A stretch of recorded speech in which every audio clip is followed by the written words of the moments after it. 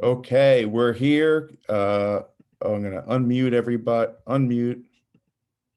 ask everyone to unmute because it's time to say that famous phrase, "Good evening, Democrats." Good evening, Democrats. Democrat. Okay, and people are still pouring in, so we'll give it a chance one more time. We're gonna welcome the new 2 or 3 people who just walked in.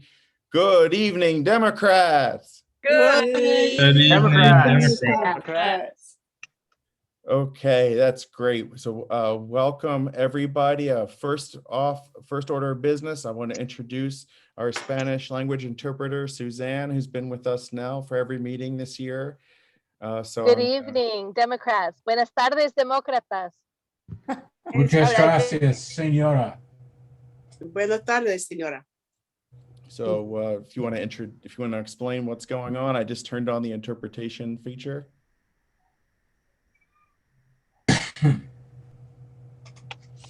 Suzanne. Okay, so Suzanne, do you want to just mention how that works? Muted. Looks like she may be in the separate channel. Yeah, she's in the you have to go back to the main channel first. Mm. Oh wait, okay, so it's because I've enabled it probably that she's in that zone. But if anyone clicks on the interpretation button on the bottom right, you can click on Spanish and you'll be able to hear the meeting live interpreted into Spanish. So we want to welcome everybody for being here, especially see former Councilmember McEwen is in the audience. We have some commissioners, including the chair of the Public Safety Reform and Oversight Commission, George Brown.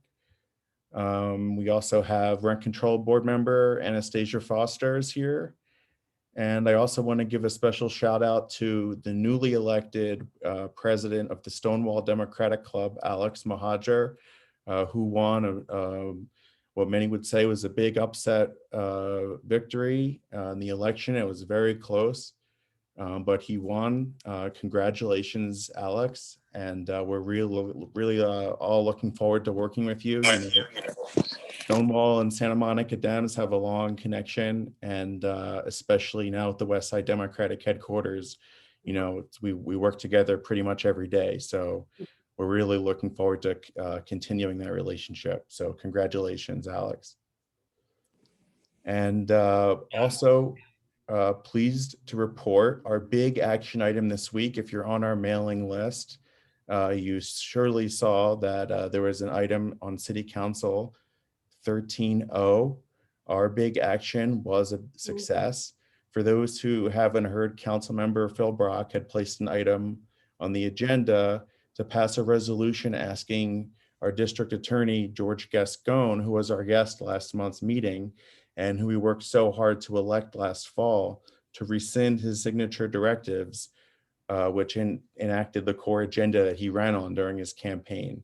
So after hearing from dozens of members of this club who wrote in and did private outreach to the council members, including Supervisor Sheila Kuehl, Senator Ben Allen, Assemblymember Richard Bloom, and eventually even DA George Gascon himself, Councilmember Brock decided to pull the item, and so it was never discussed or put up for a vote at all.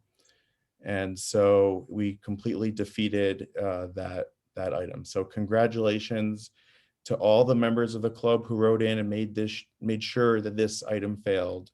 We've had a lot of ups and downs over the years, but this one's just a big unqualified success for the progressive movement in LA County. And that's something that this club can be very proud of. Santa Monica always stands on the right side of social justice issues. That's one of our Santa Monica values that we talk about so often. And so with that thought, I want to introduce Raina Kirkland, the chair of our Diversity and Inclusion Committee, for a D&I report. Hi, everybody. Nice to be on so early. Had to wake up here. Anyway, good to see you guys. Just a couple of things. One is, so yeah, Dan is here. He's our vice chair, and I think Keith is coming along. He's our other wonderful vice chair. We basically had an in-person gathering at the beach honoring diversity with a diverse backgrounds foods potluck. Nearly 30 members attended, including the mayor and the mayor pro tem. And aside from everyone having a good time eating and getting to know each other, it was also a great opportunity to further build community on behalf of democratic principles. Keith led us through a few fun team building exercises. So we are, as a committee, definitely feeling strong and ready for activism. I think, John, do you have a little picture that I do. sent? If you Yeah. want to share really 1 quickly. second, yeah. Everybody who knows me knows I'm very visual, so I can't help myself. Artistic in nature. So there's just one pic here. John's going to be pulling up in a sec. So yeah, there's some of our fun, and you know, for the most part, we were social distanced. If people wanted to wear a mask, they could. We've got some. I think that looks like Melissa Goodman's Italian pasta. That looks like maybe Keith's collard greens. Oh, up there is my cornbread, as well as Erica's white chocolate rum cake. And yeah, so you can see it was fun and festive, and the kids came, and it was a nice way to connect in the ways that I mentioned. And then, yeah, secondly, I just wanted to say that in August, we are back to virtual meetings, with our next meeting on Zoom on August 16th at 5 p.m. with Yvette Martinez as our guest speaker. And Yvette Martinez is the executive director of the California Democratic Party. She's doing a lot on behalf of Governor Newsom's office, anti-recall efforts. And so her attendance will really highlight the bold moves that Governor Newsom is making on behalf of diverse communities. And all members of the Democratic Club are welcome to attend. I'm sure John will put it in some sort of a email newsletter. Thanks, guys. Yeah, thanks, Raina. And yeah, if anybody is interested in attending the DNI meeting who doesn't already get those emails, you can send Raina or me, or is anybody else on the board who you know, you can send us a private message or reply to the email that you got the Zoom link from. We'll get you connected there. It's a really awesome, and the guest is exciting, so we can't wait. Okay, next up, we got the political action report. Obviously, a lot going on. Dami, take it away. Hey, John. Hey, can you let me share screen? Yeah, you got it. Okay. 1 second. Yeah.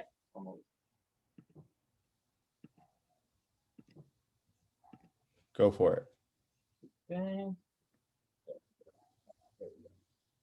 All right. Can everybody see a nice big screen instead of my ugly one? Yeah. Okay. All right. So yes, as John said, there is a lot of activity going on, and it is called gubernatorial recall election is our top priority. So again, John always reminds me, I am Dami Petoro, the Santa Monica Democratic Club political vice president of political action, and I've now been elected also to, or appointed to the Cadem Organizing Committee co-chair.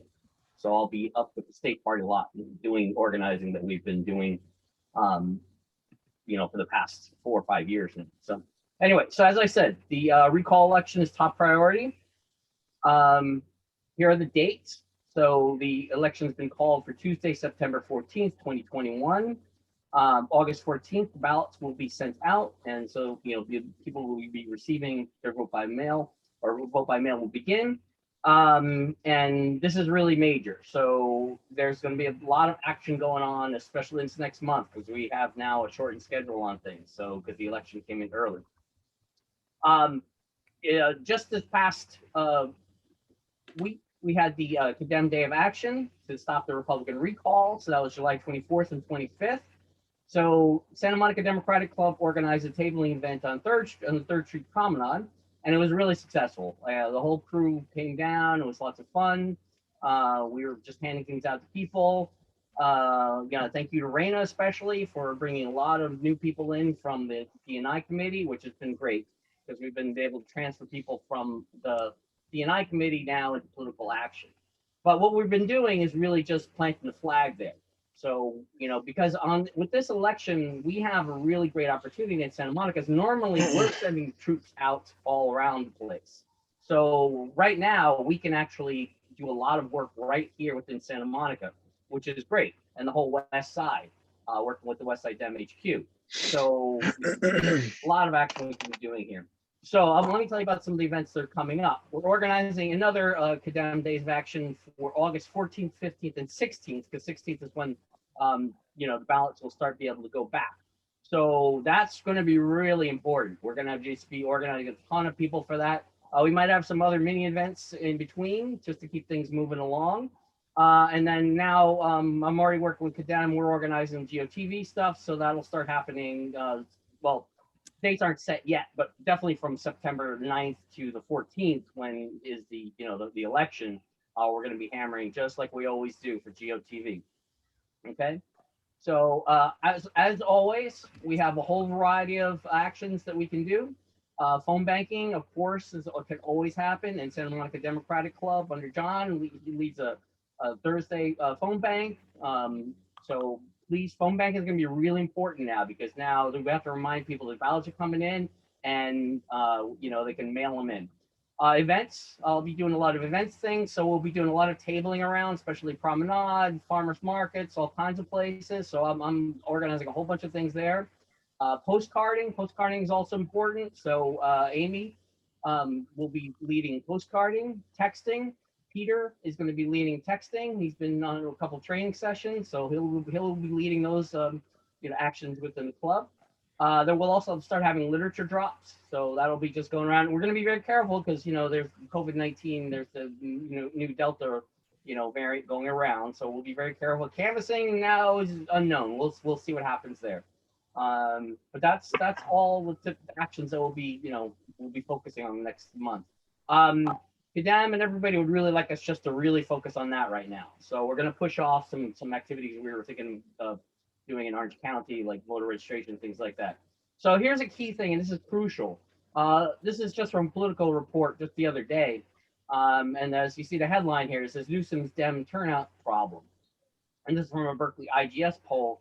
The race is tightening up. We're at 50% against recall versus 47 for it.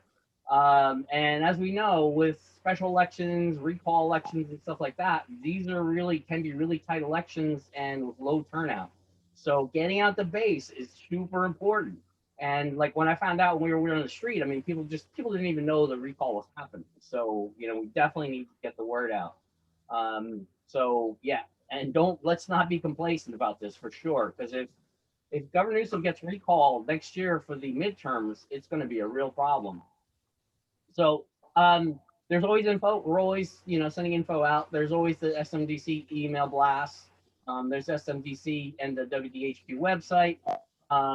Most events that we're going to do are through the Kadam Mobilized calendar. They want us to centralize everything so that everybody knows what's going on. And anybody is welcome to email me directly. Okay? So that is today's political action report. Great, thanks, Dami. And yeah, I appreciate you mentioning that at the beginning, because the committee reports came out for the state party, and Dami is now the co-chair of the organizing committee. So he's basically going to take the political action work that he's been doing at the club to work with the rest of the state. It's very exciting and great honor. So congratulations, Dami. Thanks, John.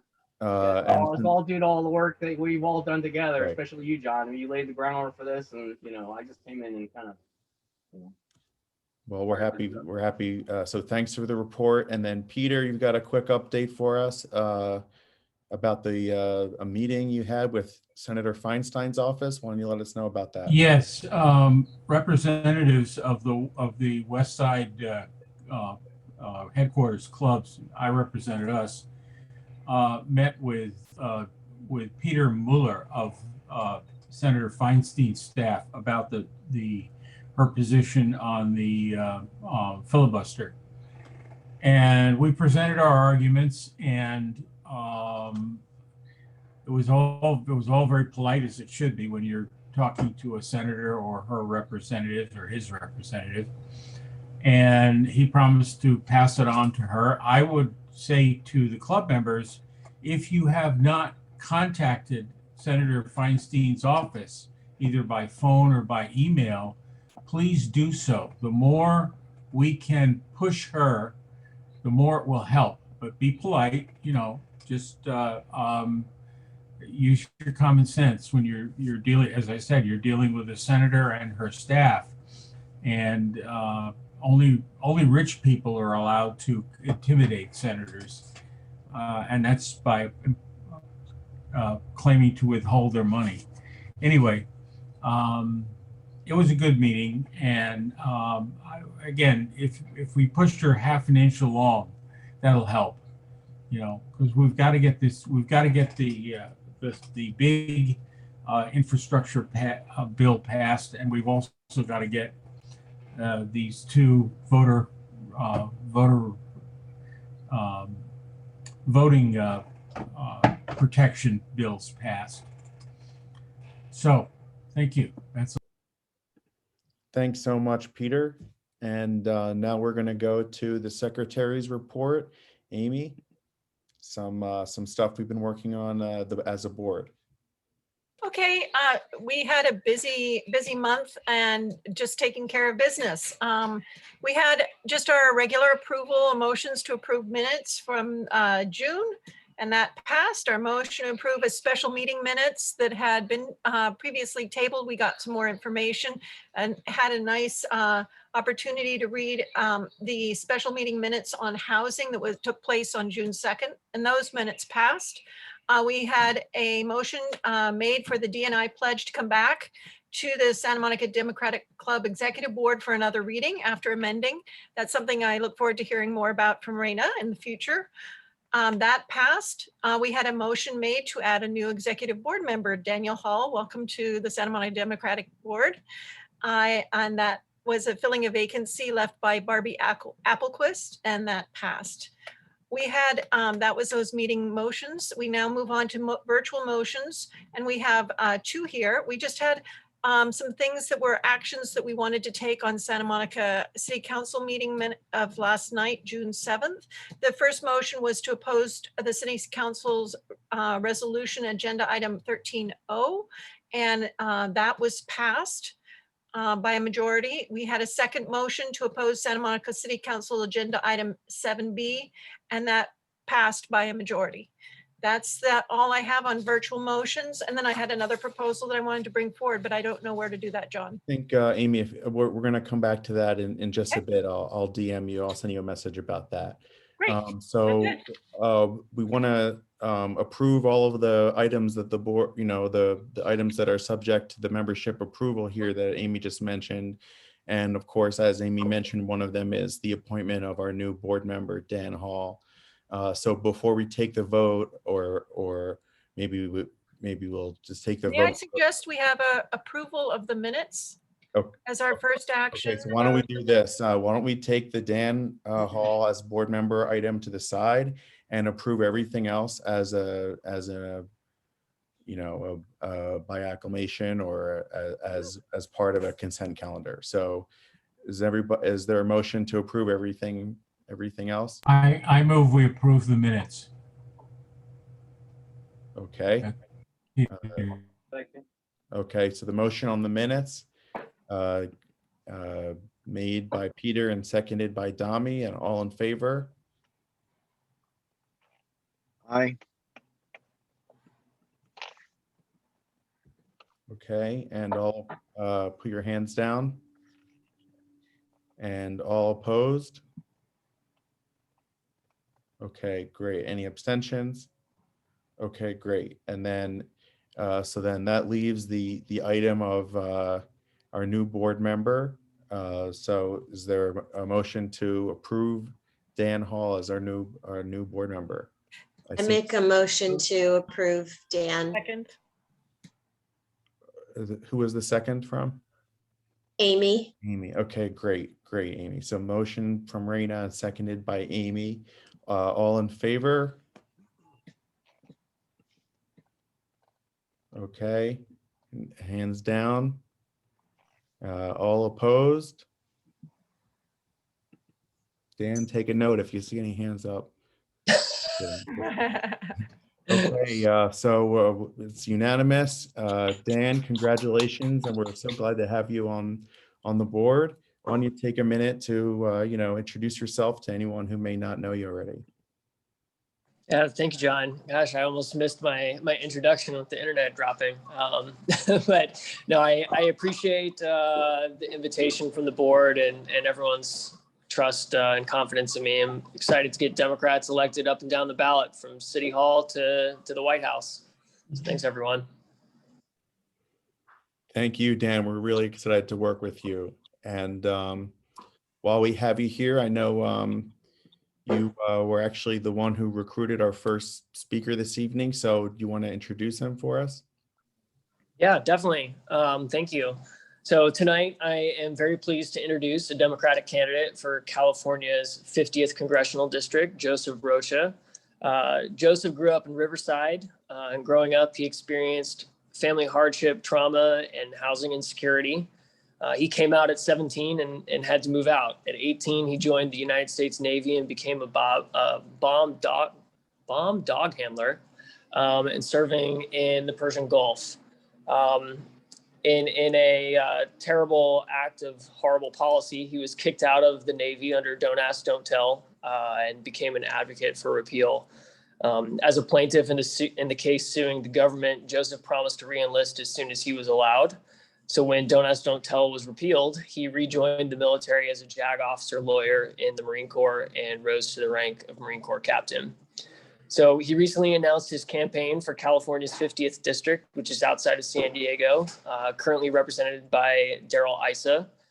That's a Republican, as I'm sure many of you know, who voted against the repeal of Don't Ask, Don't Tell, voted against certifying the 2020 election results, and voted against investigating the mob of domestic terrorists and white supremacists who stormed the Capitol on January 6th. So as a gay veteran myself who served under Don't Ask, Don't Tell, I am eternally grateful for service members like Joseph, who were such public advocates for repeal.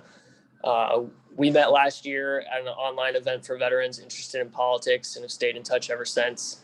Tonight, I am very honored to introduce the 50th District's next Democratic Congressman, Joseph Rocha. Joseph, why don't you take it away?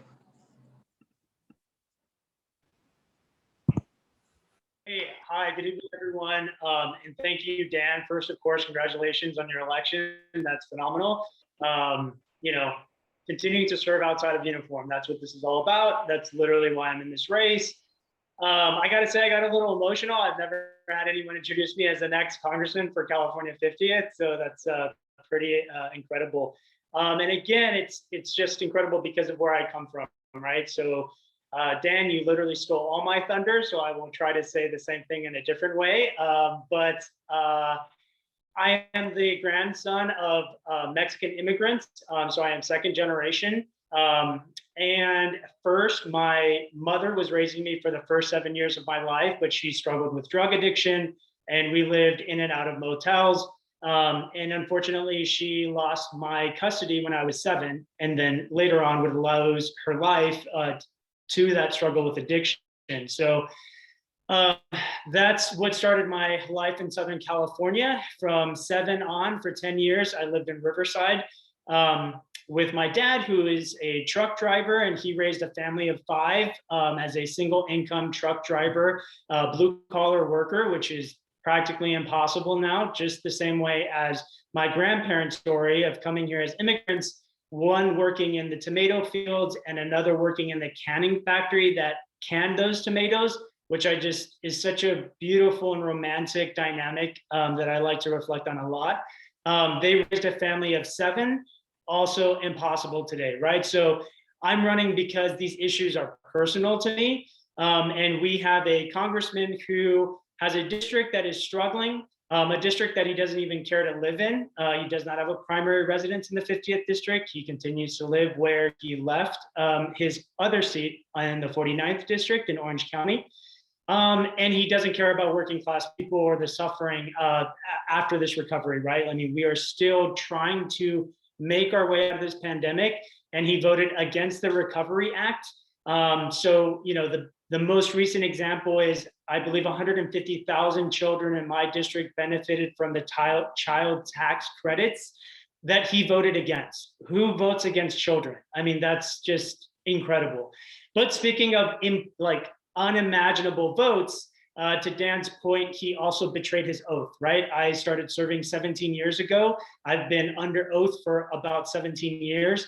And he voted against certification of the election after an attack on the Capitol. And he voted against a impartial or a bipartisan commission.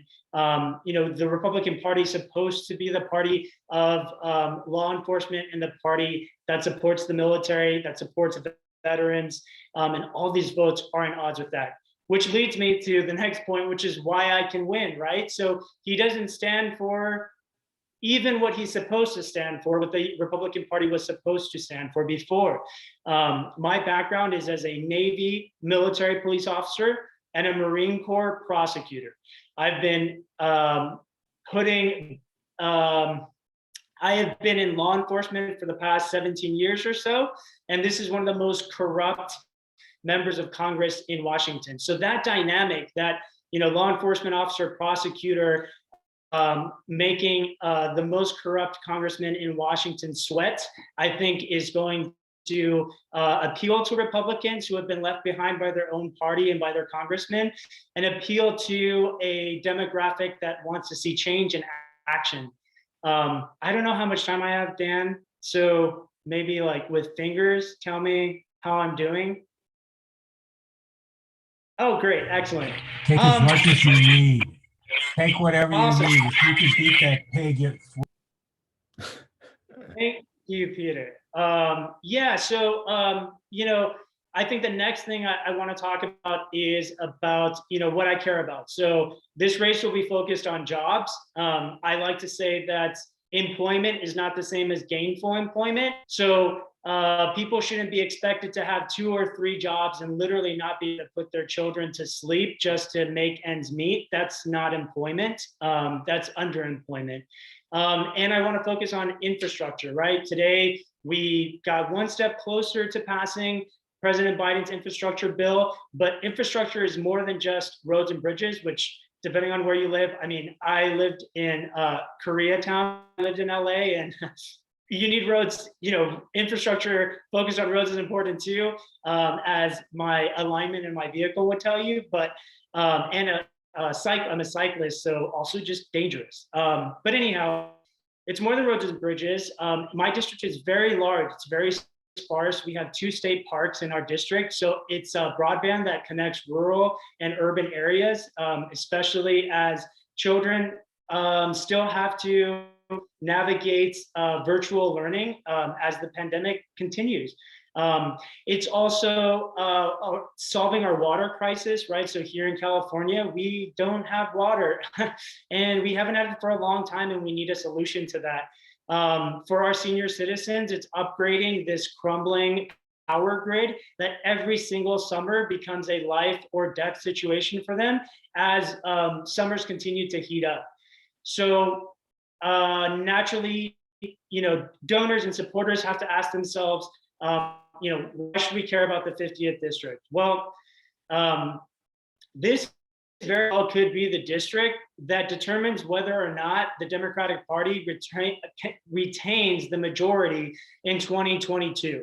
That's not an exaggeration. So we know that with Arizona and with Florida and Texas alone, with the majority Republican legislatures redrawing their districts, we have already lost the majority. We will have to flip districts, and there are very few districts that are flippable. California 50 has been through a rough and tumble. They had a Congressman, Duncan Hunter, who was convicted of federal crimes and then pardoned by President Trump. And now a Congressman who's one of the most corrupt congressmen, who came from the 49th district and just swept in, wrote himself an $8 million check and washed out his opponent. This district wants change. And I think that my bio, with that focus in law enforcement and prosecution, and a working class upbringing who understands these issues during a time of struggle, will give Darrell Issa a run for all that money, make him sweat, and finally send him home. Joseph, what's the best way we can support you from Santa Monica? Yeah, absolutely. So, you know, I'm a first-time candidate, and one of the earliest things I learned is that everyone supports in different ways. Some people support with their wallet. I think I try to encourage everyone to support with their wallet. I say that there's also such a thing as a symbolic donation. So $2. If you find my social media, my favorite post so far is about our supporter, Sally. Sally wrote me a handwritten note. She must have gotten an email or seen something that very specifically asked for $15, because she said, I don't have $15, but here's a $5 bill. I'm getting emotional just thinking about it, because that's how movements are created, and that's how tyrants are taken out, with that kind of spirit. Our website, rochaforcongress.com, ROCHA, we'll have the links to all our social media platforms, so whatever works best for you. Help us spread the word, right? I mean, this has to be a national effort. And then lastly, very soon, I'm like I am fighting the cable news producer battle that some of you might be familiar with. Very soon, we're going to launch our bio video, our hard launch, our national launch, the 2-minute spot that tells you, where's my heart? Why am I in this? Why should you care? And so that'll come out any day. And if you either donate or sign up on our website or follow our social media, you'll be able to find that. And I think that it'll really give you a window into why I'm doing this crazy thing, which is how I'll close, right? This crazy thing. I've been fighting for everything I've ever had my entire life. This is just what I do. I do things people tell me are impossible or I have no business doing. I was never supposed to leave town, go to college, become a lawyer, become an officer, return to service after Don't Ask, Don't Tell. I'm made for this fight. I'm happy and proud to enter this fight and put in the skin necessary to send Darrell Issa. He's not good for anybody. Awesome. Well, best of luck, and thank you for joining us tonight. We really appreciate it. Everyone go donate. His website is in the chat. Thank you so much, Joseph. you, Great to everybody. meet you. Thanks for coming tonight. Appreciate it. Thank you. And so just wanted to announce our next meeting is August 25th on Zoom. The topic is going to be the future of education. We're working with some of our local education team to fill out the guests. We'll be announcing that soon.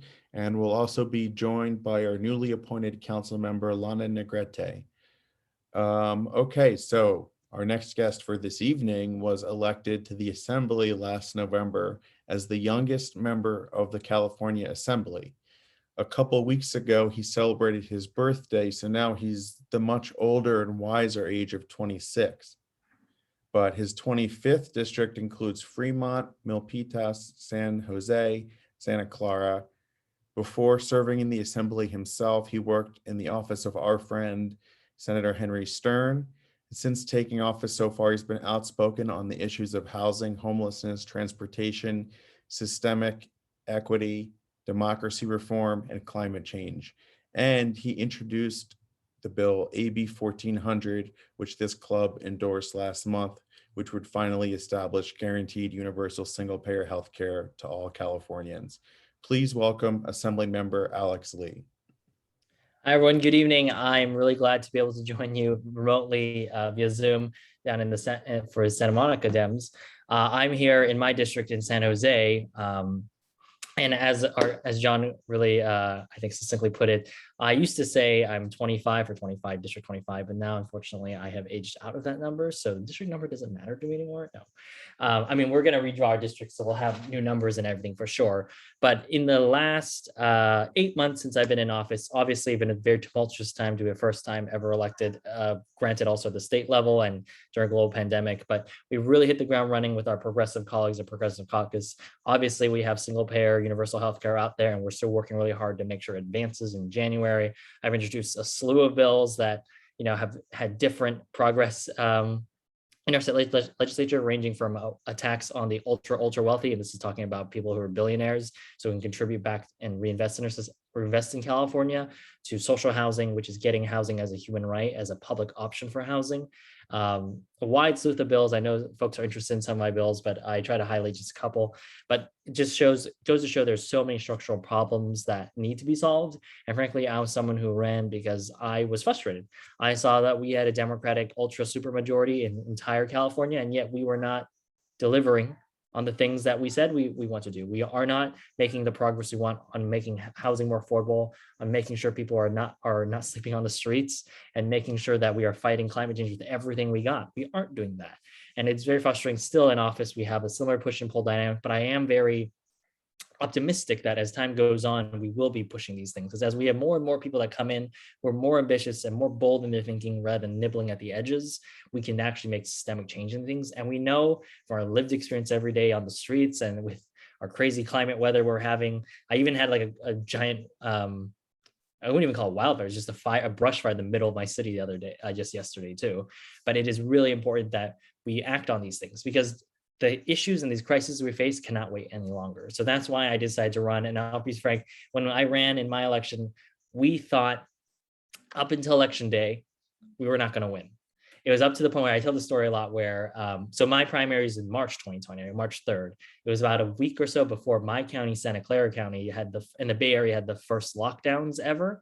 So it was quite surreal. And it was just a couple days before that, I had actually gone up to Sacramento, visited some members. And I was like, oh, this is very nice of you to invite me up here, but I'm going to lose. I was like, the results are going to change, but actually it didn't. So during the whole beginning stage of the pandemic, when the world just suddenly flipped it upside down, we were watching very closely, and I did not even declare victory for the primary until April 24th, when it was certified, even though we never left second place. So it just goes to show that I think a strong progressive campaign matched with a strong grassroots campaign is how you can do it. And I think that's the kind of thing you're going to see more and more. And I want to thank you for activism and making that happen, whether you're donating your money, your time, or you're going out and knocking on doors for your favorite candidates. It makes a difference, whether it be back home in Southern California or abroad, or not abroad, I guess, in other states.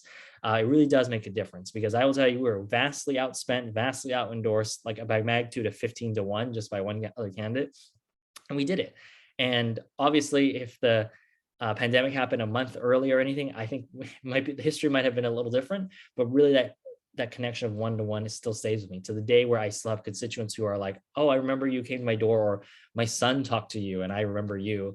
And that's why I'm really glad you're representative, because we have to have that touch in our democracy. Because if we truly are, as Democrats, the party of the people, we need to be putting people first, not multinational corporations, not Wall Street banks, not all these people. We need to put the real lived experiences and problems of people first. And that starts with really getting down and meeting people where they're at, rather than, as I'm sure all of you are very tired of, getting ads and mailers and everything. Like that is when we start losing touch, when we remove ourselves in the process.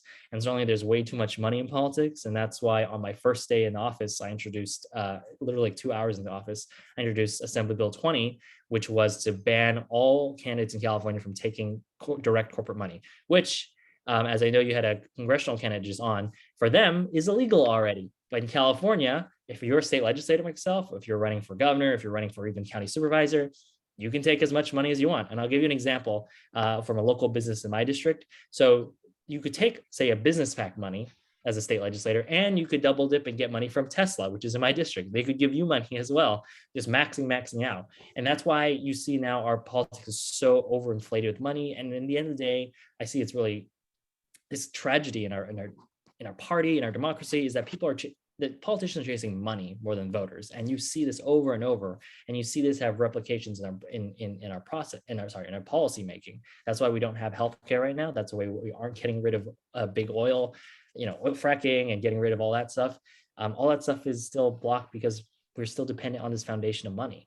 And I'm trying to get rid of that. Unfortunately, that bill did not advance very far, but we're going to come back with it because I still also retain my policy of not taking any corporate money at all, whether it be their venture, business PACs or associations they create or directly. So we need to be doing that. And I really hope that, you'll be asking people about that because I think it is important, whether or not you agree with me about whether or not someone should go cold turkey on corporate money. It's important to recognize that connection and influence there, because if people are more aware of that influence, I think we can get better policy too, until more people, either we end it altogether and have publicly financed elections, or we get everyone to quit altogether in solidarity, just like a workers movement right there, just quit altogether.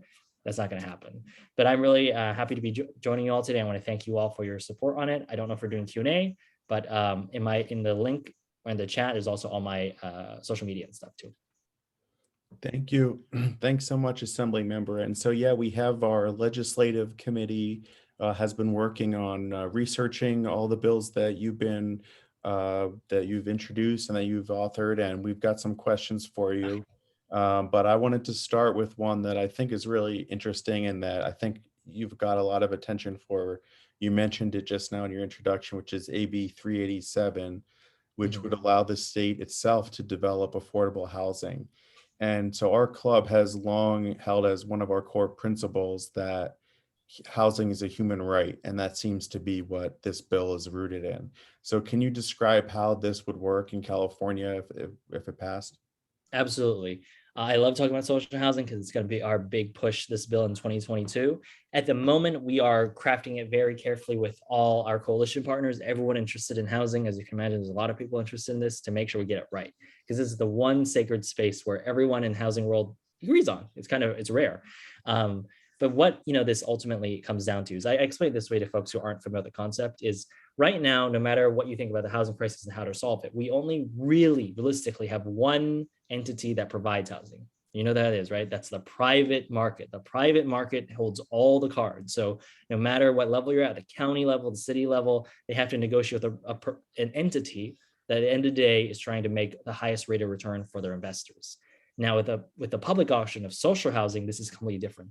Now, the ultimate investment, bringing back to the people of California, is the social good to house more people. So ultimately, what we're going to be setting up is the California Housing Authority as a board entity. It's kind of still TBD right now, but this will be to fill the RHNA goals, the regional housing goals of every municipality. Instead of just a punitive approach, right? Instead of a punitive approach, this is a constructive approach to say, well, these are publicly funded, publicly maintained, and publicly developed projects that will fit these communities and make sure we are meeting the affordable missing middle goals we have. And it could be a really powerful tool to make sure that people of all income levels and all backgrounds can live in great dignified and beautiful looking housing places that can be sustainable. Because what we're not going to do is replicate the history in this country of concentrating poor people and creating new ghettos. We can't be doing that, but we're going to be learning from our mistakes, but also learning from the successes of Europe and Asia, where they've been doing social housing programs just as long as we have. They just made a lot better decisions along the way and really making sure that everyone is able to live in every community. So I know that it's a model that's been successful in other countries like Singapore and Austria, where a wide majority of the population actually lives in that kind of social housing. So why has this system been more successful there, and what are the key roadblocks that stand in the way of replicating that success in California? Yeah, I would say definitely, obviously, the most ideal be a federal program. And hopefully one day when they see the success of California, we will see, states are often the laboratory of change. I will say why, in very short, succinct brief of why it has not worked out very well in America, is from the beginning, it was tainted with structural racism. And we know this is true in our country, right? And it was tainted with classism. In America, public housing, or the projects as it's become known derogatorily, has always been viewed as like a welfare program, right? Like this is for people that can't make it in, and then you stick them in these housing projects and keep them there forever, right? And obviously historically now they've been disinvested in, demolished, and then those people also don't have a home either, and it's contributing to our homelessness crisis. But in Europe and in Asia, it's just seen like a social infrastructure good, like the same way we treat roads and transportation and electricity. It's the same way. It's just a universal good that is provided, and it does not matter your creed, your race, or your income level. The idea is to house as many as people as possible because that's a basic necessity. Now, if you imagined we created in this country, if we created roads the same way we created housing, you can imagine the nightmare we'd have where it goes to the highest bidder consistently. You know, we'd have a complete transportation nightmare. Even though we have a transportation nightmare now, it would be even worse. So really, it's a fundamental difference. And those countries have kept that maintenance up and made sure that these were mixed, well, in some cases, very mixed use, but also mixed income and very integrated communities, not just new slums and not just new segregated communities. So that is the key. Great. And what's your cat's name? My cat's name is Soba, like the buckwheat noodles, Japanese buckwheat noodles. Okay. I think there's some comments in the chat, so I think we had to just make sure we knew that. She always loves being on Zoom. Every time she hears me on Zoom, she wakes up. Sure. So now, Mike Soloff, you had a question? Yep. It's great to hear all this, Alex. But the reality is, unless there's public land and public money, it's just talk. And we in Santa Monica, before the state took away RDA, we were spending 40% of our redevelopment funds on affordable housing. That was $16 million a year. That's 100,000 people. So that's over $6 billion per year at the state level, you know, over the whole state. And it was clearly not anywhere near enough. So, you know, what sense do you have that there's actually some will in Sacramento to put real money where their mouth is and put their public land? For example, the DMV site here in Santa Monica, which we've asked them to commit, you know, the state hasn't done it. So respectfully, a lot of us feel that Sacramento's full of shit with this stuff.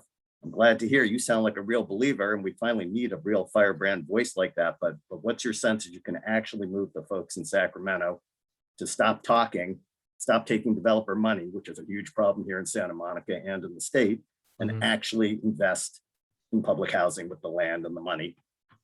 Absolutely. Well, I might be a little biased, Mike, but I agree it was full of shit, and now I'm there. Hopefully it'll be less shitty. But, you know, look, I also don't take any developer money, even though I do get along with them well. I just decide out of principle not to do that. Same with the corporations and business interests, right? And I think here's twofold. Twofold problem is that the housing inequality, the housing problem has for far too long at the state level been neglected. Even in the past 5 years, it wasn't taken very seriously at the state level until recently. I think there's a lot of renewed interest. Now, the trouble is, Mike, and I'm sure you know this, is now that there is the interest in housing policy, a lot of that is oriented towards the market, right? I don't doubt that a lot of members who are introduced to this area just don't know very a lot about it. And they hear these things and they're like, oh, that sounds great, right? We should do all these things for the market and it'll sort itself out. We know from experience this is not true, and we cannot put all our eggs in the for-profit market. We just cannot do that. So even in the case where we have, and I have excess public land here, school districts, county, and state lands too, tons of it. Even EDD itself in San Jose has a ton of land where, ironically, there are homeless encampments there. The problem has been, there has been no public sector developer. You would have to rely on a for-profit developer, and for various reasons, bureaucratic and funding issues, the state has not been willing to engage in that. Now, creating an entity to do this bureaucratically will allow us to do that. On the funding side, I will tell you now, in Sacramento, I've not been shy of saying the T word, taxes, and figuring out who is not paying their fair share and how we can leverage resources. We are at a historic, unprecedented boon in our budget. We are 250 plus billion, with a B, dollars, and it is only going to set to grow as the top earners keep earning. And then there is a little bit, I think we can skim off the top and we can leverage some resources to make sure this can be funded. Because if we follow the Singapore and Vienna models, this will be a net neutral project overall in time. It's just about the catalyst funding and taking it seriously. If you invest in this, it can be a self-sustaining model, because it is not just warehousing poor people. It is people of all incomes that can help sustain the development, as well as hopefully sustain other developments over time. So really what we're taking as is a short-term investment. It could be high, the sticker shock could be a little high, but it will pay off dividends in the future. And we know now, because there have been great efforts from my colleagues about cataloging state surplus lands, because in the past, can you believe it, people didn't even know these DMV lands existed and all that stuff. Now we have all this information available, and I see it's like, this is the logical next step. And a lot of people, what we're doing is now just educating people about it. Because for most politicians, I'll tell you, they have not even conceived the option of a public option. They've just thought about a private approach. And if we can combine the both of them, especially a heavy public approach, we can do it. And I am putting all my effort in it, because this is literally one of the hallmark bills that I campaigned on. And I can tell you, it was the second bill I introduced. Well, I'm going to be reaching out to you because I totally believe in this. I just want you to know Santa Monica just committed acres of public land in its housing element to this. And we've also been working on a bill with Senator Allen, which unfortunately got held up in appropriations, but to set up something where if the state puts in the money, the county and the city, they all match each other, triple matching. So I'd love to reach out to you and talk to you more and help you any way I can to make this a reality. Thank you so much for being a champion for that. Thanks, Mike. And now we'll go to Dan Hall. Hey, thanks, John. Alex, one of the most exciting things about you as a candidate and as an assembly member is frankly that you're Gen Z and as a millennial. Like, I think that's really great that we have youth represented in Sacramento. Can you tell us a little bit about how your age and youth has brought like maybe a fresh perspective to Sacramento, or how your experiences growing up in this era have shaped like your policy views and what that's like? Yeah, absolutely. And I know we have a lot of questions, so I'll try to be more succinct in my answers, but I thank you for that. Being Gen Z, I think really just comes at it with the fresh perspective of one, urgency. I think we all are going to live through all the crises that we have inherited.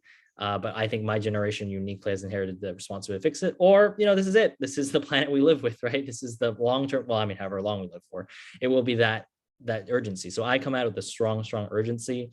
And I'll give you also a concrete example of, of course, certainly there's also a lot of ageism. So I have to work 1,000 times harder just to prove I'm equal. And I'm sure a lot of people of marginalized backgrounds know. But I would just give a concrete example. I have a bill it's a very small bill in my mind. AB 1444, it protects small businesses against big tech platforms. And this arises because I'm just like, I don't really like this term, but it's like digital native. I'm just very used to this technology. And whereas some of my colleagues who aren't so familiar with ordering online or using like Yelp, Grubhub, all that stuff, or just internet privacy in general, I am able to tackle these issues because I understand them very innately. And I can tell you there are a lot of, because I represent Silicon Valley, there are not a lot of tech companies that aren't innately happy that I understand their practices very, very in depth and personally. So we're able to, when I was also on the privacy committee, I was able to very quickly say like, well, this company is saying X, Y, Z. And I was like, that's BS. Like, I know what you do on this platform. I know how you act and all this stuff. So especially regulating the tech sphere has been a lot more natural, I guess. So that is one real advantage. And we also know how prevalent tech is becoming. So it's important to have important watchdogs when we're making regulations over them and not just giving them blank checks to do whatever they want, right? Awesome. Thank you. Thanks. And let's go to our legislative committee chair, Anastasia Foster. Thank you, John, and welcome, Assembly Member. In addition to being the SMDC Legislative Committee Chair, I'm also an elected official in Santa Monica on the Rent Control Board. And so I deal exclusively in my political life with tenants on the local level and landlords, both. Your bill that you're part of, AB 854, Ellis Act reforms. There is almost nothing that Carolyn Tarosis and I, who's also on this call, love talking about more than common sense reforms or repeal to Ellis Act and Costa-Hawkins. So this, to educate our membership, would require that an owner own a building for at least 5 years, including all members of the LLCs, before being able to exercise the Ellis Act on their tenants. What do you want to tell us the highlights about this bill? And what, more importantly, do you see as its chances, its impediments, and what can we do to help you? Yeah, so thank you so much, Anastasia, for your work on the rental board. I would say, I wish there were more cities with these entities, but even my city in San Jose, we have nothing similar like that. And we're the second most expensive city in the entire country to rent. So I would just say, we really definitely need your help with this bill. We did not get a hearing this year in the Housing Committee because we did not have the votes for it. And I would definitely say that if you can tell your, well, I mean, if you're Assemblymember Bloom, he's fine. He's a co-author on it. He's perfect on these issues, but we definitely need your help mobilizing other members on the committee. It is difficult to get through. In fact, I'll tell you, I think it was the Apartment Association's #1 kill bill. I think so. I actually have a lot of bills that are #1 kill. I had also the realtor's #1 kill bill as a different bill. So I have a lot of #1 kill bills, but they are working very hard to not even have this common sense reform made. What we're just simply saying is before you flip a property, you should own it for at least 5 years. And I always debunk this whole thing about this mom and pop idea where it's like, oh, someone who invested years and years of their life and their savings in this and how they want to get out of the market, they should be able to. And I'm like, yeah, this bill still says it. I mean, most mom and pop landlords, as you know, probably have owned it for a lot longer than since 2017, right? In the height of the most expensive part of the market. So this would basically just prevent, because right now it's still happening. This is a loophole in the eviction moratorium where if you sell your property out, or if you flip your property or you say you're going out of the business, you can still evict people. And this is a common sense reform we're trying to pass through and make sure people don't get untimely evicted. So definitely really ask that if you have the capacity to help out with neighboring members or anything like that, please do let people know about how much you support it. Assemblymember Bloom is a great co-author on this bill, and he's helped me very hard on this bill as well. But it is difficult. I did not know how difficult it would be to fight for common sense reform for tenants in the state legislature, but it is difficult, folks. It is difficult. Even the smallest modicum, even this eviction moratorium, which I think is not enough, it was really, really hard to get to. But I thank you for your work on stage on this. Thank you. So 2 of the hottest bills that this club has not taken a position on yet regarding housing, but we're going to be taking them up soon, are SB 9 and SB 10. So if you don't know, SB 9 allows a single family unit to be divided into 2 lots, which could then each build 2 residential units on it. And SB 10 would authorize a local government to zone any parcel for up to 10 residential units, even avoiding the usual CEQA environmental requirements. So do you think that these bills adequately address the affordable housing crisis? And is there anything about the way they're written that you would change? Yeah, I mean, SB 9 and 10 are, look, how I see it, they're like very, very baby steps, and they're market-oriented solutions. They are. We have to be real about that. I do support these 2 bills because I do think they're so modicum. I have a district that's 94% suburban, and we do have, and this is unique, obviously, every area in California is unique, but our lots are huge. We have, only 50-ish years ago, our area was entirely agricultural. So it's like it was subdivided plots that created single family housing, which are like huge now. And again, like I said, we have the second most expensive rental market in the country, and the house in front of me just sold for $1 million. And I can tell you this house is not $1 million mansion. I can tell you that. But this is that is the reality. We have a very strong housing crisis. And I think this is a way to gently upzone things, especially single family neighborhoods, but we need more housing in places, and that's why I support it. But frankly, it's like not enough. Like my emphasis is on social housing, as you know, and that's the big push on it, but it's something I support. Great, thank you. And I guess now I think the next one is Derek. Do you have a question? Yes, thank you very much, John. Thank you for all your work, and thank you to Assembly Member. My question surrounds AB 1509. For those of us who don't know, AB 1509 would reduce sentencing enhancements as a result of firearms. What's currently 10 years, 20 years, and up to 25 years would be reduced to 1, 2, and 3 years. Those of us in the criminal justice system and advocates of criminal justice reform knows the effect these enhancements have had on kids. I've seen kids, mostly of color, plead to cases that they were innocent of out of fear of facing 25 years as a result of an enhancement. To the outsider, this may look like a bad bill that will increase gun violence. If you could just explain why you introduced this bill and why you feel it's necessary to improve the quality in our communities and improve the criminal justice system, I'd very much appreciate it. Yeah, absolutely. Well, AB 1509 is simple for 2 reasons. We have the highest amount of gun violence in the world, and we have the most penalizing criminal justice system in the world, especially when it comes to even things as firearms, right?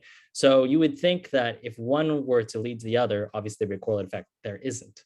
And there's a reason for that, right? I mean, what we know is, and I've talked about this on this bill, is that real gun violence prevention is gun control, mental health education and awareness and funding, and all those great things we know that cause mental health. In fact, I mean, I had the worst Bay Area shooting just outside our district in the VTA yard that just happened here, right? And that's the real cause of it.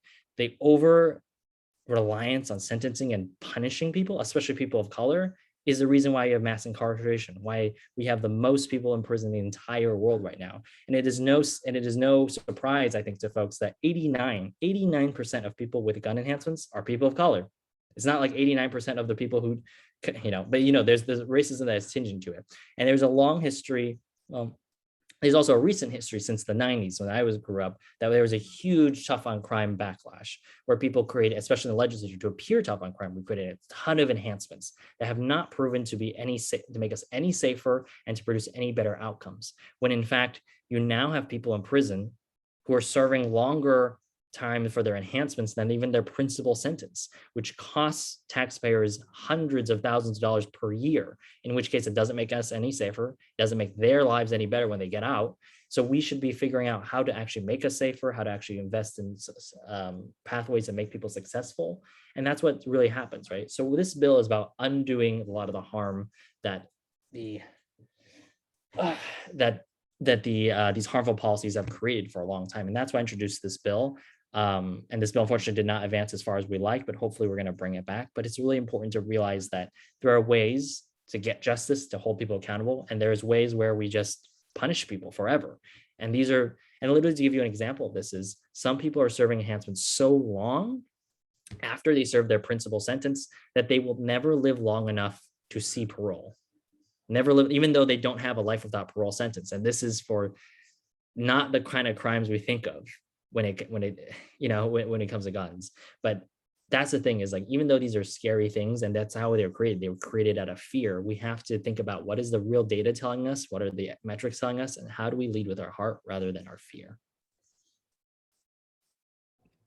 Thank you very much.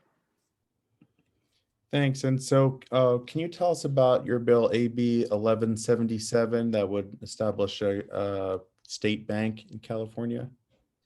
Yeah, so Assemblymember Santiago is spearheading the public banking bill, which I'm a proud co-author on. Okay. And principally, right, we need to have public option when it comes to banking. If all our banking is just like housing, is controlled by the for-profit market, we're going to get certain results, right? People are going to be underbanked and certain resources are not going to be funneled either way. I'm particularly excited about the unlocking of public banking to leverage for infrastructure. So you see that nexus between social housing and public banking.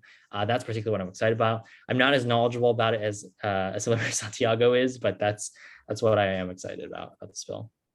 We'll have to get Miguel back here. He's been through several times. Okay. Let's go on to the wealth tax. You've talked a lot about this one, and we know, of course, all of our great progressive priorities have to be paid for. And you proposed this ambitious California wealth tax, which would authorize the legislature to impose a tax on all forms of personal property. So how would this wealth tax be fundamentally different from the current way we administer taxes? And how much money are we talking about that we could possibly raise for the state? Absolutely. Do we have any Elizabeth Warren fans in the house at all? Yeah, so this is very much, great. This is very much the similar platform she ran on. In fact, we work with Elizabeth Warren on this. Ours is a little more generous, but the idea is this. It is 1% tax on assets, not income, on assets of fortunes over $50 million or more. And then it graduates to a modest 1.25% when you reach the billionaire club. So congratulations, you reached the billionaire club. And it becomes 1.25%. So that's 1 cent for every dollar of those assets, excluding real property, because of Prop 13. And obviously in California, it's like, everyone's a millionaire if you just counted their house, which is not the case of everyone, right?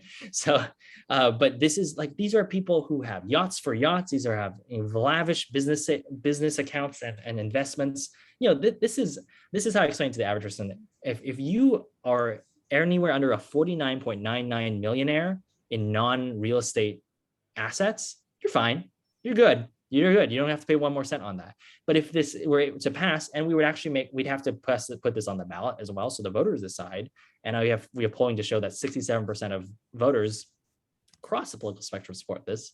It would generate at least $22.3 billion every year. And with Prop 98 guarantee, that's money going to our schools, our cities, our roads, maybe even housing. It's money that we can really use and to make sure that people who have an abundance of wealth right now, especially during the pandemic, are able to pay. I always point at this figure. Think about during how much real health, economic, and emotional suffering there was during the pandemic. The billionaire class in California alone, their wealth grew by the size of the entire current California state budget. A budget that we took 200 years to get to. They grew in 1 year alone. That is the rate of growth. And I don't want to hear from people that are like, they can't spare, collectively, they could not spare $22.3 billion. That's the amount of money we're talking about, because that's the outsized amount. It's just unfathomable amount of wealth. Where there's I forgot his name, but there's a very, very wealthy individual in Seattle. We just talked about, like, there's only so many yachts and pairs of clothes and cars a human person can buy at that point.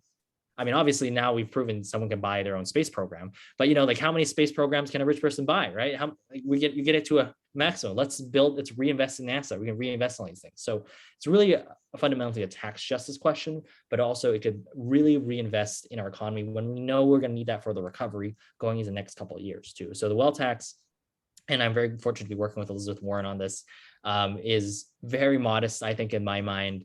And there are always people who are going to say, oh, but it's just going to let rich people leave or whatever. And I'm like, we have the data to show that California is a great place to live if you can purchase the premium, and rich people do that. We have studies showing high income, high educated people are the ones who are willing to move in, which is awesome.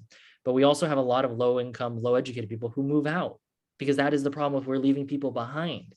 And at the same time, this tax evasion argument, if you ever hear this, I always tell them, like, look, they say the same thing when they do it. Elizabeth Warren says, right? Oh, they'll move to Monaco, or they'll move to like Spain or somewhere. And they're like, okay, well, and then think about it. If we apply that again, if we had a world wealth tax, they'll move to the moon, they'll move to Mars. It's just part of the game. And when we let the very rich aristocrats basically dictate our tax policy, we have not become a democracy anymore. We have become an aristocracy where we persecute poor people a lot harder than we persecute people who can buy their own space program. So that's why we're doing the wealth tax. Thank you. And Anastasia. Just a quick question about a bill that's not really chugging along anymore and what we can do about that. AB 1316, the charter schools. Those were some very common sense checks and balances, audits, and accounting practices. And it was simply going to hold charter schools to the same standards as public schools for these items. Why did this go on suspense, and what, again, can we do to help you and your colleagues get it back? Oh, the great question. I was very proud to co-author that one. And I can tell you right now, the charter schools are having a field day. They're even opposing my bill to simply say all schools of all types should not be built on toxic waste sites. Can you believe that? The charter schools are opposed to that one. Even the private schools say support my bill. So anyways, they're having a field day. And I will just be frank, I just think, like, if we do this next year when the recall's over, maybe we'll have it. I just think there's a lot of politics going on behind the scenes. We had the momentum for this bill. I just think there's a lot of upper level, high level politics going on. And we're going to I think people should, if you care about this bill, you should push it again next year. But I think we have a better chance next year. Great. Thank you. Okay. And is Sean Landris here? I am. Hey, Sean, go ahead. Thanks. Thank you, Assemblymember Lee, for being here. As the 2021 chair of Santa Monica's Planning Commission, I've done everything I can to maximize the opportunity for public participation in our decision-making. I've even also continued hearings for lack of translators. You may be familiar with my Cal Matters op-ed citing the importance and potential of AB 339, your bill to require remote public comment and to clarify language justice obligations under the Brown Act.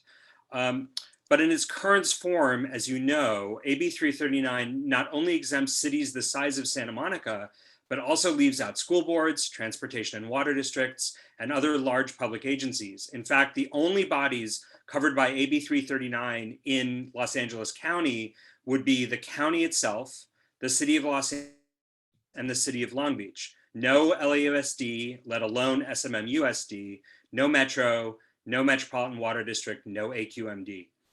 Especially given how quickly this will sunset, I'm concerned about the message that sends to LA County residents about equity, inclusion, and public trust. At the very least, could the bill possibly be amended to require that any body, no matter its size or type, that currently is holding remote public comment be required to do so? Or do you have any other thoughts on the prospects for this bill?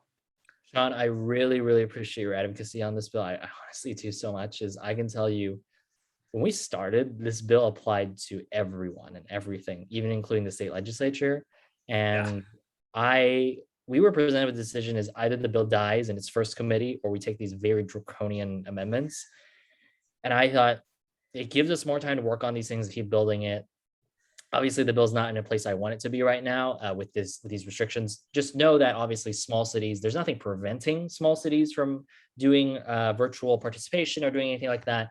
And with the sunset being so soon, it's effectively created as a 2-year bill. And I am really now trying to engage the governor's administration on this because they created the executive order which kind of set the framework up for this, right? And I'm saying, look, you create an executive order here. I'm trying to codify part of it. Let's work together. And so we're starting that dialogue because I will tell you that this was the local gov associations, the League of Cities, the county governments, everyone up and down the line, their number one kill bill. So if you start maybe seeing a theme now, all my bills are number one kill bills.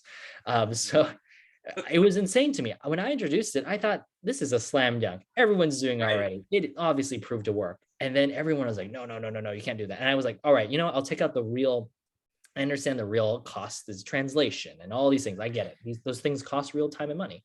I took it out and I said, this is a bare bones, do what you're doing now. And they said, no, hell no. And so it's just ridiculous. So I really need your all help on this. Is like, I'm trying my best to, I even made the point, and I gave the point of exactly you made, where a resident of LA County can do this, is mandated for their county board of supervisors and their city, but their school board where there's millions of people as well. That doesn't make any sense. And they have, to this point, I have not been able to get that back in the bill. So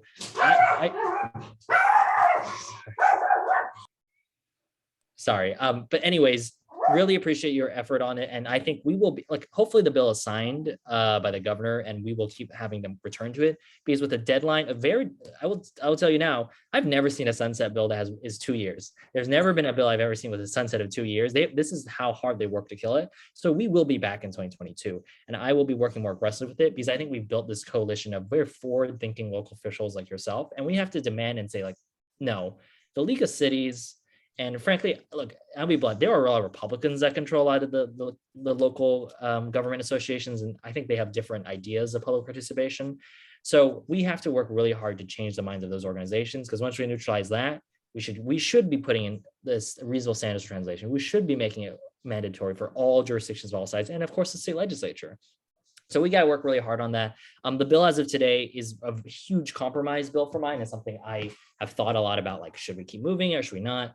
I think for the sake of this movement and really calling the bluff of a lot of these organizations, we mandate it and we go to show nothing has changed. It's perfectly fine. You can do it. And then we keep expanding it out. That is my vision on it. I'm happy to talk more about it, but that was a tough call we had during this process. And we've been working really hard with people up and down the state. So we welcome your advocacy on this bill and getting even more Santa Monica folks engaged on it too. But thank you. Thank you. Great. Well, thank you so much, Assemblymember Lee. And I know there's a lot of other questions coming in the comments.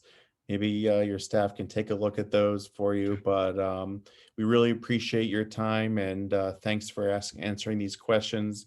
I'm sure the legislative committee appreciates the thoughtfulness here, and it will help as we consider our own club endorsements for your legislation and others, which is the next item on our agenda to endorse some bills. So maybe you'll be hearing from us if you're in any of the relevant committees there. That'd be great. Thank you. I'll just say one last thing is I would not be Gen Z if I did not plug on my social media. I'm on Twitter, Facebook, Instagram as Alex_Lee. You can follow me there, all the things we're doing. But really, your advocacy on the ground matters across the state, right? We have so many great things working on. And as you can tell by the theme, I have a lot of really controversial bills, even though I don't intend them to be all the time.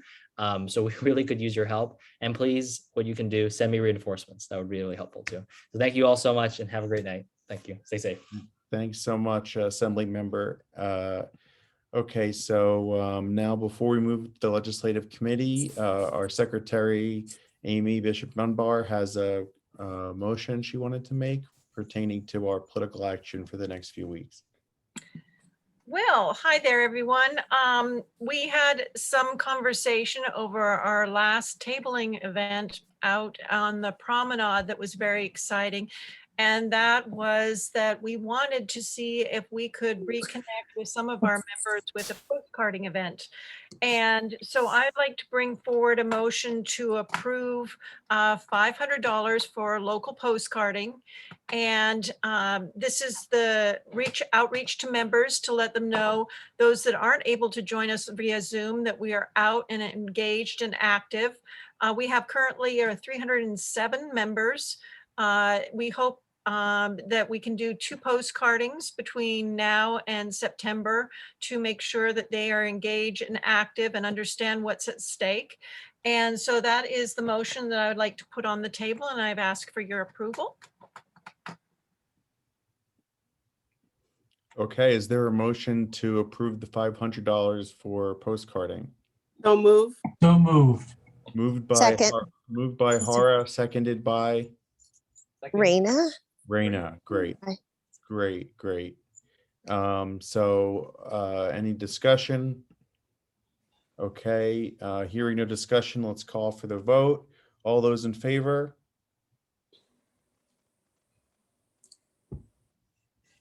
Okay, and all those hands come down. Okay, and all those who oppose? Okay, great. Any abstentions? Okay, so the motion passes.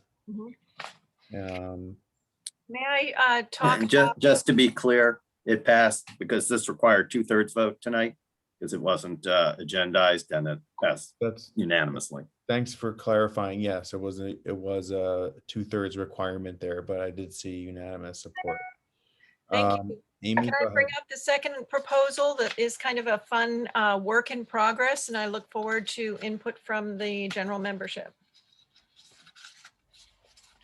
Yes, okay. Well, we have a very exciting group of young people that I've met through Raina and the work that she's done with the Diversity Inclusion Committee to look at how we can, and Angela Scott has also spoken with me in saying the important is knowing what the new language is. How do we reach our youth and our 18 to 30 voters who may not follow in our same footsteps on how to get their information and how to participate in our democracy.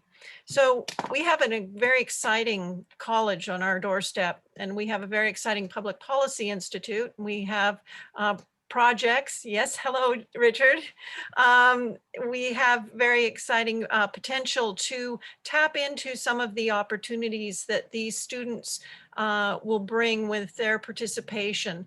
And it's an idea called markers and messaging.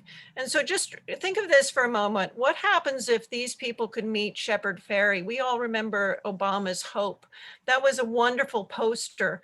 Well, what if some of these people like Shepard Fairey or Risk Rock or Ruben Rojas are out there creating a poster of marking, get out the vote with their brand of spray cans or paints or whatever it is on a billboard of postcards. And those students in our community, a part of SMC, then address those postcards to fellow students. There's a whole line of thinking here is that these people, when you participate as in an action of progressive policies or governance, you are more encouraged to participate in the future. So they've witnessed the creation of a piece of art that is they become then part of as they complete that art and send it out to other 18 to 30-year-olds in our community. The process would involve to reaching out to our local art groups and community members that are involved in the world of the LA art scene. I know several of these people. And so what I'm not following my script, but what I'm trying to say is I think that the two parts are, it gets the students to participate.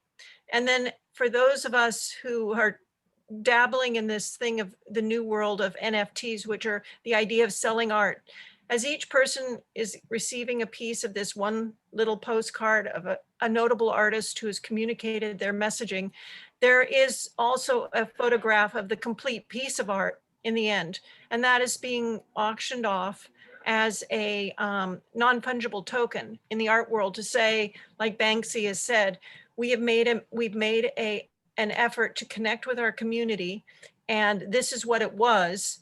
And now several different people in our community in the 18 to 30 crowd now have a piece of that.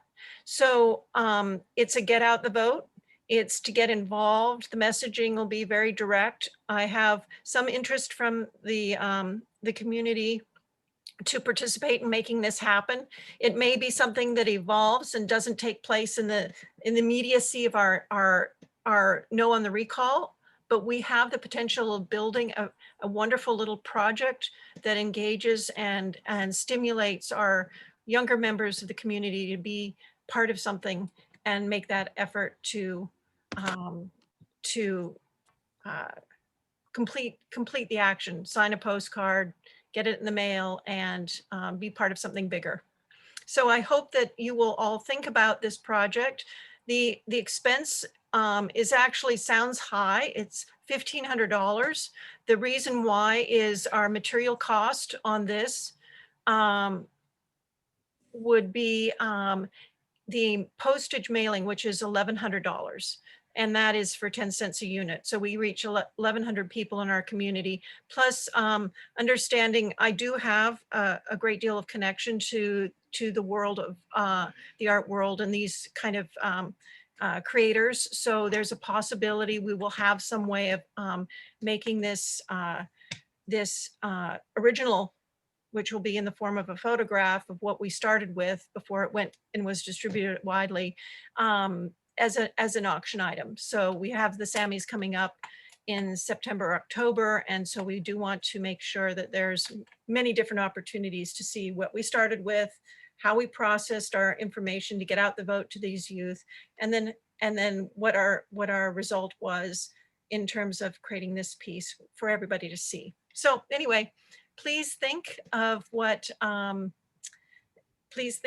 this might be as it applies to our local community and the youth. And I would love in the future for you to entertain the motion to fund this at $1,500.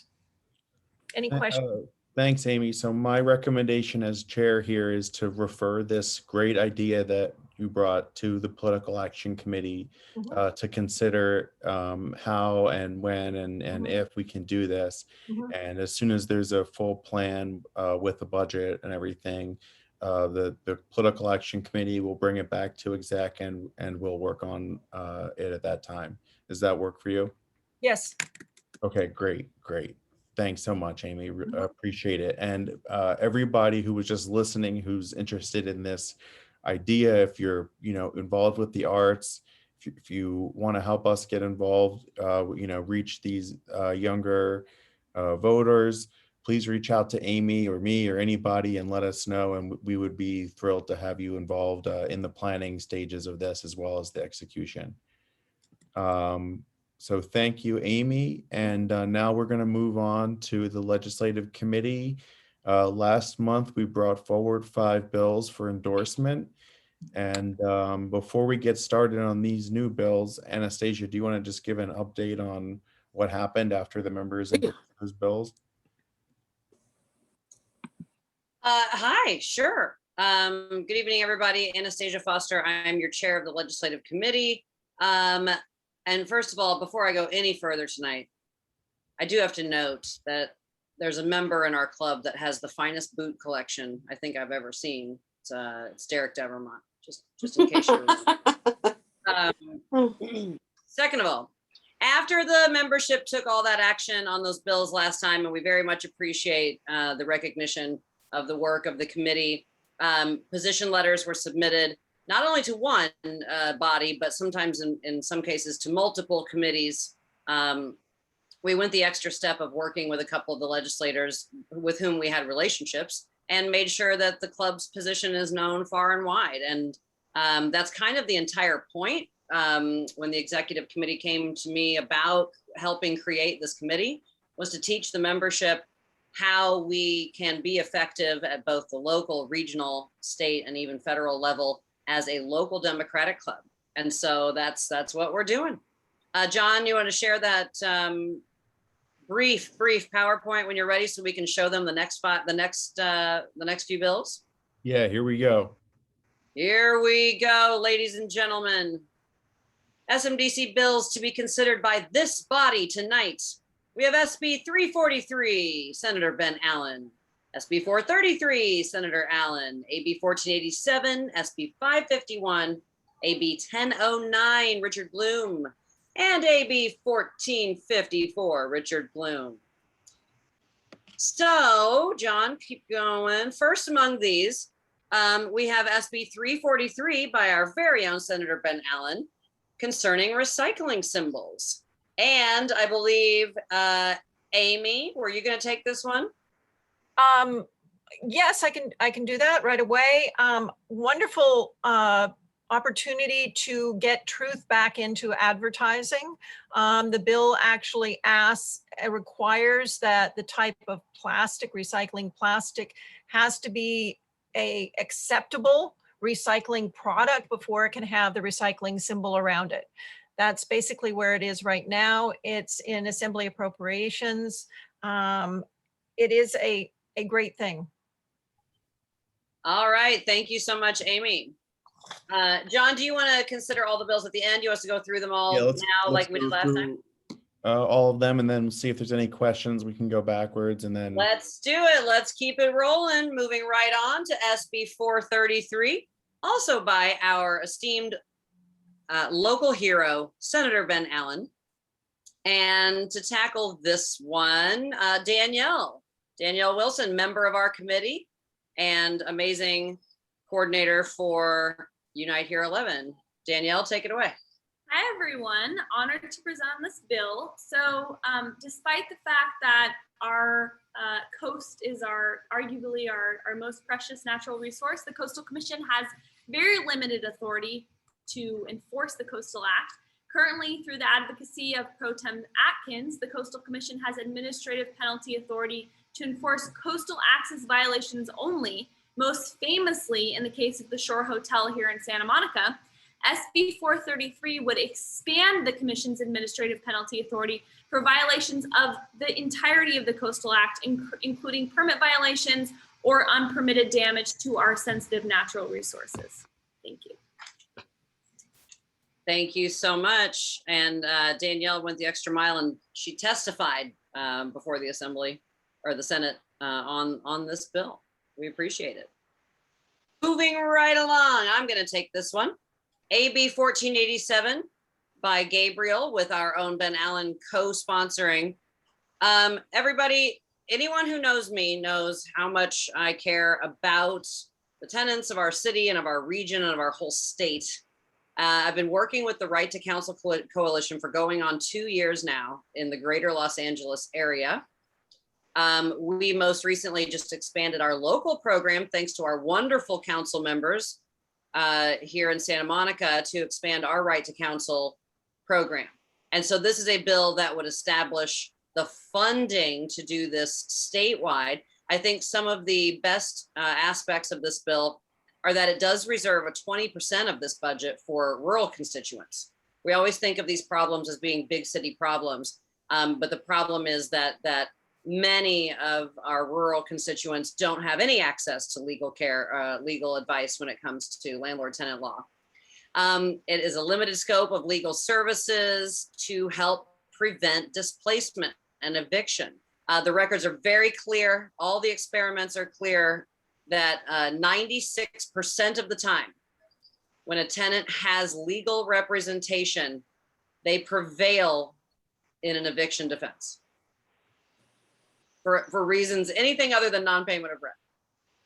So this is full scope and limited scope representation. This is a wonderful chance for education regarding tenants' rights, fair housing laws, landlord obligations, and related topics. We are trying to avoid displacement. We love our naturally occurring affordable housing that is our rent-controlled housing stock, that is our slightly older buildings and housing stock that are not driven by market rate, new construction.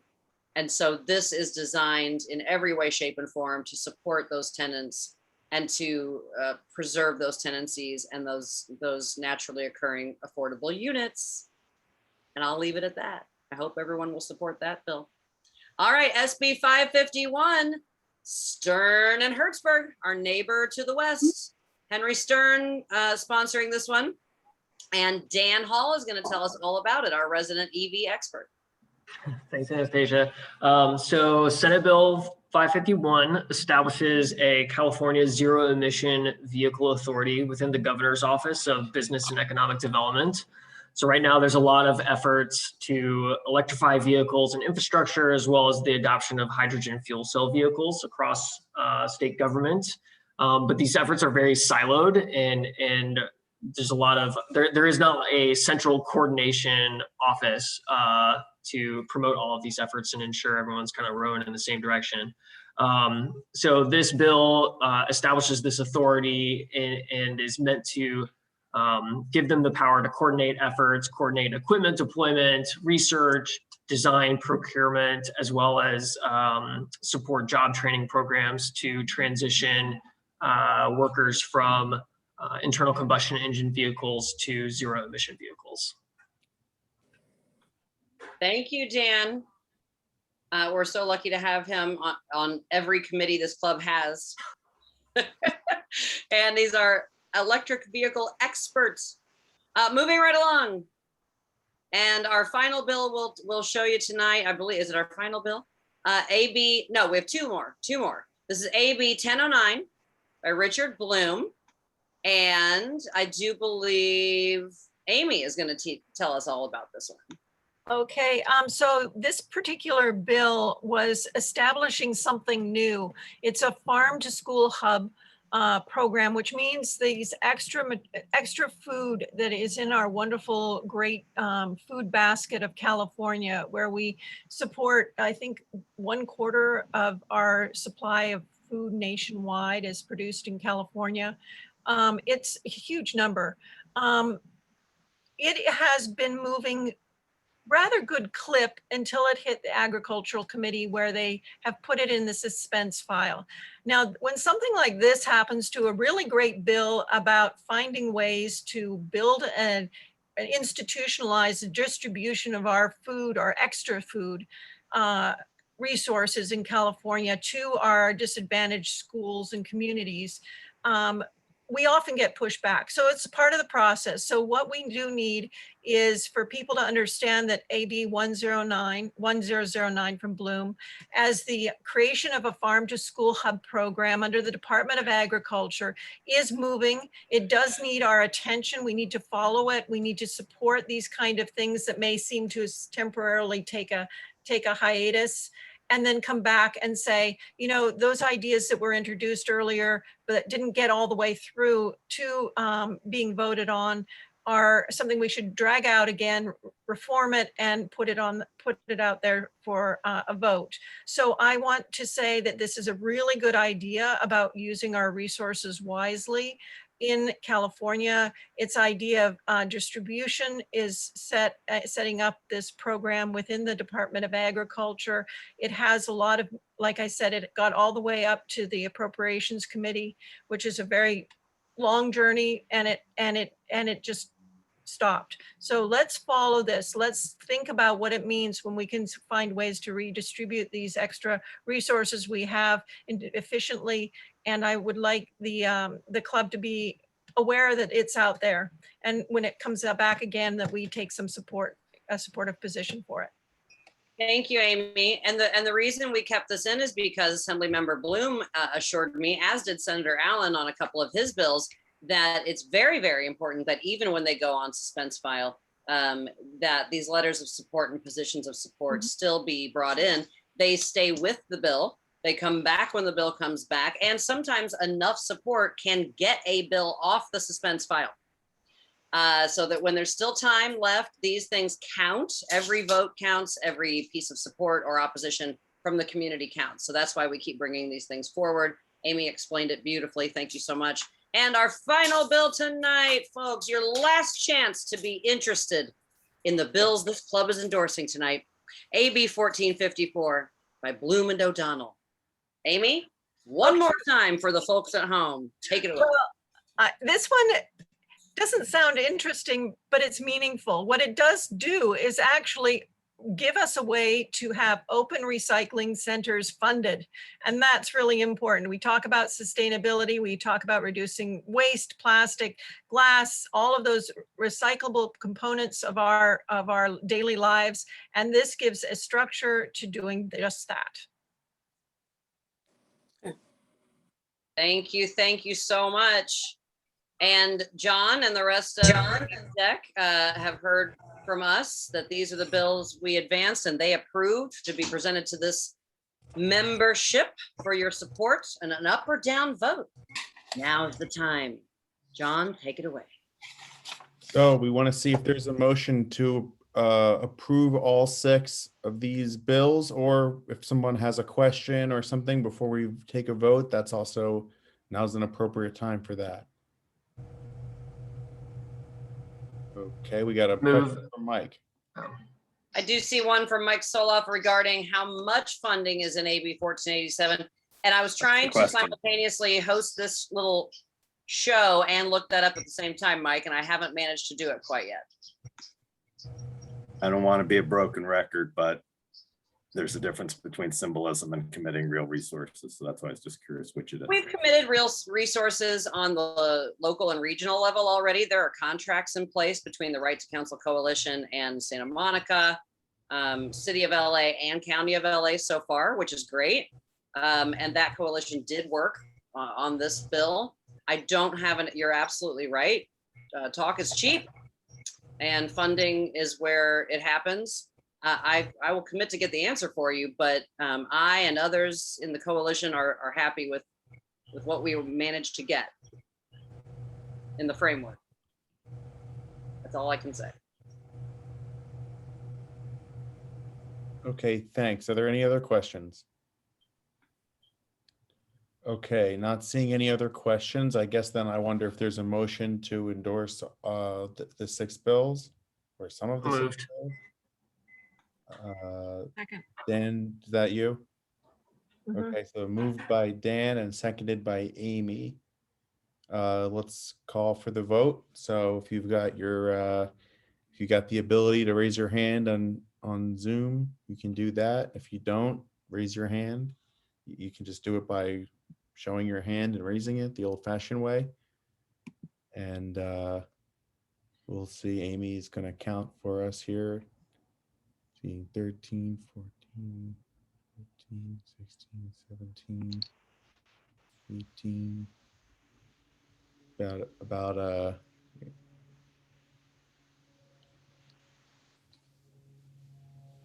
what do you have, Amy? I have 20. Does that look like you? I have. Oh, Patricia just raised her hand. That went up to 21. Okay, thank you for the confirmation. That is kind of what I have. I'm trying to read the numbers through again. Well, yeah, it's kind of funny because there are a couple of squares are moving around for some reason, but I'm pretty sure let's if you can count what isn't an electronic hand, because we have a count on here, there's 16 electronic hands up. 17, 18, 19, 20. Thank you all for your help. It's so let's call that 21. And Peter's saying faster. Okay, so I'm saying I can't figure out how to lower my damn hand. Okay, so I lowered the hands. You don't have to do it. Okay. Rose, I'm going to lower it again. Okay, so now anybody who would like to vote no? Okay, any abstentions? Okay, so it's unanimous, 21-0. So we're going to endorse all these bills. We're going to let all the legislators know that we did it. So thank you, everybody. Thanks to the Legislative Committee once again for your work. Really appreciate it. And again, our next meeting is August 25th on the subject of the future of education. And we'll also hear from our newly appointed council member, Lana Negrete, making her debut appearance at this club. And don't forget, as Dami talked about earlier, every day is a good day to do phone bank, text bank, postcarding to stop the recall of Gavin Newsom. Remember, not only do you have to vote, you have to vote no on that first question. It's not simply enough to just say you're against the recall. You have to actually cast that vote of a no. If anyone saw the poll that came out this week, Gavin's only leading by 3 points in that question. And the top Republican or the top opponent, if he were to lose, is a cable talk show host, a conservative radio talk show host. So we've been there. We've seen that. So Patricia's got a comment. Yes, I just wanted to know that Larry Elder, the conservative talk show host to whom John is referring, was a mentor to former Samo High student Stephen Miller.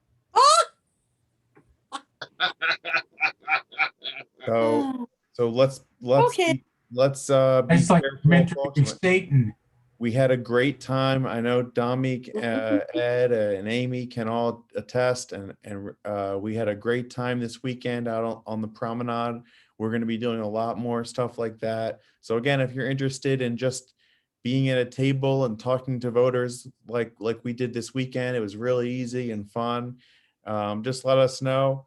And we approved the new funding for postcards, so we're going to be sending postcards to Santa Monicans to make sure we get the word out.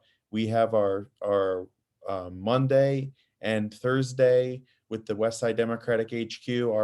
Our club usually hosts the Thursday one, and we're going to be calling for Newsom from now until that election's over. So everybody get to work.